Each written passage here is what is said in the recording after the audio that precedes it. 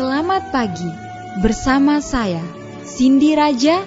Mari awali aktivitas dan pelayanan Anda melalui renungan pagi bersama Allah di waktu fajar. Dengan doa dan bimbingan darinya, kita dapat diyakinkan bahwa pada hari yang mulia itu, ketika Yesus kembali untuk mengklaim miliknya, bahwa kita akan menunggunya di sana dengan tangan terbuka dan disambut ke hadiratnya yang kekal. Ditulis oleh Ellen G. White bersama Pendeta Denny Kanajo. Selamat mendengarkan. Shalom, selamat pagi para pendengar yang diberkati oleh Tuhan dimanapun Anda berada saat ini. Kita akan sama-sama mendengarkan firman Tuhan melalui audio Renungan Pagi pada tanggal 20 April 2022 dengan judul Usahakanlah. Sebelum kita melanjutkan bacaan renungan kita pada pagi hari ini, kembali saya mengajak semua para pendengar yang setia untuk berdoa bersama-sama. Bapa kami yang bersemayam di dalam takhta kerajaan sorga, terima kasih Tuhan Yesus oleh karena kasih dan rahmat-Mu begitu besar bagi kehidupan kami, lebih khusus panjang malam di dalam tidur kami, hingga tiba di pagi hari ini, kami bangun dengan tubuh sehat dan segar. Sebelum kami melakukan segala tugas pelayanan pekerjaan kami sepanjang hari ini, kami rindu untuk belajar mendengarkan firman Tuhan. Curahkanlah kuasa Roh Kudus-Mu kepada masing-masing kami. Terima kasih Tuhan, ampuni kami Bapa, karena kami sudah berdoa hanya di dalam nama Tuhan dan Juru Selamat kami. Amin. Ayat inti kita terambil di dalam 2 Timotius 2 ayat yang ke-15, demikian firman Tuhan. Usahakanlah supaya engkau layak di hadapan Allah, sebagai seorang pekerja yang tidak usah malu, yang berterus terang memberitakan perkataan kebenaran itu. Mari kita ikuti penjelasannya. Orang-orang muda khususnya harus merasa bahwa mereka harus melatih pikiran mereka dan menggunakan setiap kesempatan untuk menjadi cerdas, supaya mereka boleh memberikan pelayanan yang layak kepada Dia yang telah menyerahkan hidupnya yang sangat berharga bagi mereka. Dan janganlah seorang pun membuat kesalahan mengenai dirinya dengan menganggap dirinya cukup berpendidikan dan tidak perlu lebih lanjut belajar dari buku-buku dan dari alam. Biarlah setiap orang memanfaatkan kesempatan dengan mana dalam pemeliharaan Allah dia menjadi orang yang berkenan di hadapan Allah dan mendapat semua orang yang mungkin dalam wahyu dan ilmu pengetahuan. Kita harus belajar menempatkan pikiran yang wajar pada kekuatan yang Allah telah berikan kepada kita. Kalau seorang pemuda harus mulai dari anak tangga yang paling bawah, janganlah dia kecewa, tetapi bertekadlah untuk menaiki setiap anak tangga sampai dia mendengar suara Kristus yang mengatakan, "Anakku, datanglah lebih tinggi."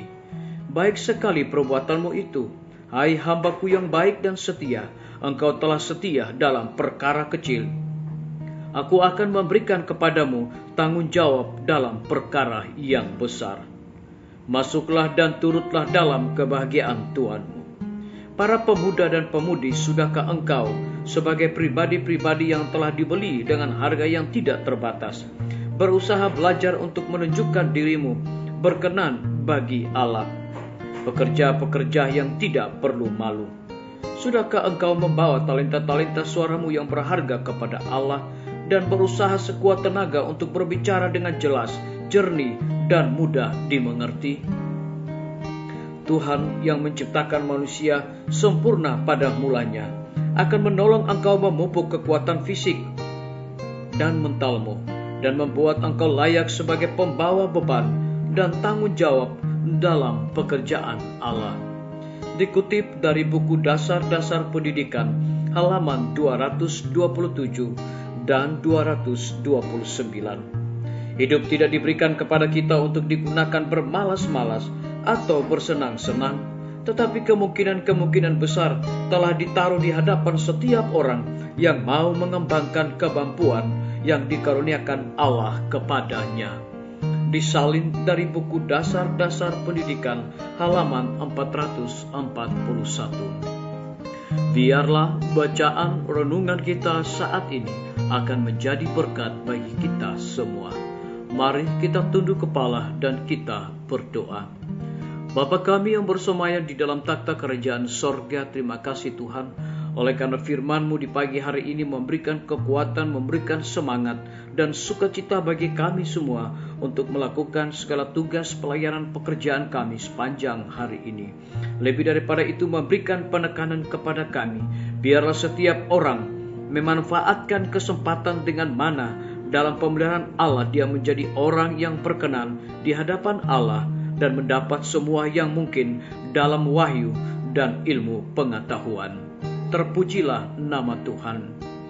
Pada pagi hari ini hamba berdoa untuk pemerintah kami. Tuhan memberkati Bapak Presiden bersama Wakil Presiden, para menteri dan seluruh stafnya, Bapak Gubernur bersama Wakil, Bapak Wali Kota bersama Wakil, Bapak Bupati bersama Wakil, Camat dan seluruh stafnya, Kepala Desa, Lurah, RT, RW, dimanapun mereka berada saat ini. Kiranya Tuhan lindungi dan pelihara mereka, curahkan hikmat dan pengetahuan sorga selalu kepada mereka, agar mereka dapat menjalankan roda pemerintahan di tengah-tengah pandemi saat ini, boleh sesuai dengan amanat dan titah daripada Tuhan sendiri.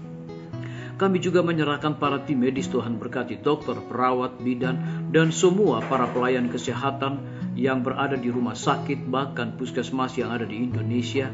Mereka sangat membutuhkan hikmat pengetahuan sorga dan dedikasi di dalam pelayanan. Kiranya mereka dapat melakukan tugas mereka dengan hati yang tertuju kepada Yesus Kristus.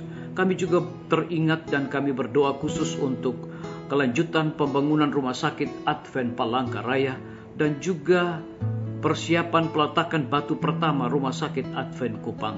Biarlah para panitia dan juga para pekerja dan pembina-pembina panitia yang telah dipersiapkan, biarlah mereka dapat melaksanakan fungsi tugas mereka dengan sebaik-baiknya. Lebih khusus kami menyerahkan Dr. Raymond ke dalam tangan-Mu ya Tuhan. Engkau berkati dia, Engkau rapi dia, karena Tuhan telah percayakan untuk memimpin rumah sakit Palangkaraya. Kami serahkan ke dalam tangan kasih dan rahmat-Mu ya Tuhan.